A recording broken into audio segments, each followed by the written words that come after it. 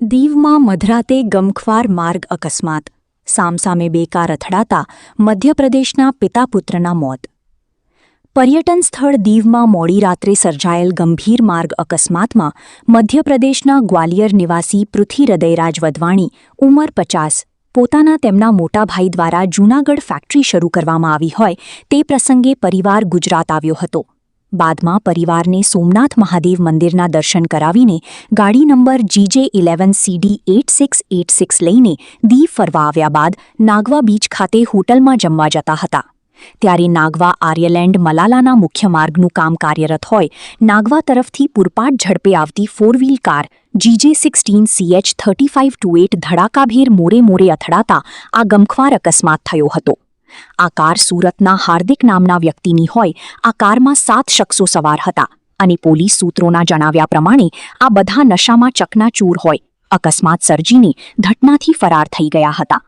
પોલીસે ડ્રાઈવર સહિત 3 શખ્સોની અટકાયત કરી છે, જ્યારે 3 ફરાર શખ્સોની ઝડપવા તપાસનું ધમધમાટ શરૂ કર્યો છે.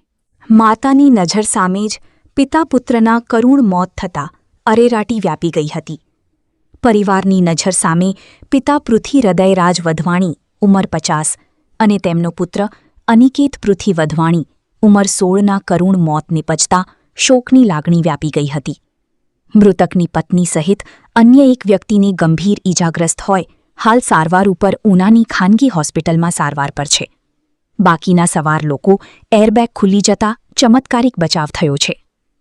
અકસ્માતની ઘટનાનું દીવના SP અને DYSP સહિતના ઉચ્ચ અધિકારીઓએ બારીકાઈથી ઝીણવટભરી તપાસ કરીને 4-વ્હીલ કાર GJ16CH 3528ના ડ્રાઈવર વિરુદ્ધ ડ્રિંક એન્ડ ડ્રાઈવનો ગુન્હો નોંધીને કાનૂની કાર્યવાહી હાથ ધરી છે. દીવ પોલીસ દ્વારા નશામાં ચકનાચૂર ડ્રાઈવરોની સામે નશો કરીને ગાડી ચલાવીને અકસ્માત સર્જનાર ડ્રાઈવરો વિરુદ્ધ માનવ હત્યાનો ગુન્હો નોંધી સખ્ત કાનૂની કાર્યવાહી કરી આજીવન ડ્રાઇવિંગ લાયસન્સ પર પ્રતિબંધ મૂકવો જોઈએ તેવું બુદ્ધિજીવી લોકોની માંગ છે. કેમ કે કોઈક પરિવારનો આધારસ્તંભ તૂટી જતા માળો વિખાઈ ન જાય તે માટે કડક કાનૂની કાર્યવાહી ખૂબ જ જરૂરી છે. સંવાદદાતા બિપિન બામણિયા, દીવ બ્રેકિંગ ન્યૂઝ દીવ.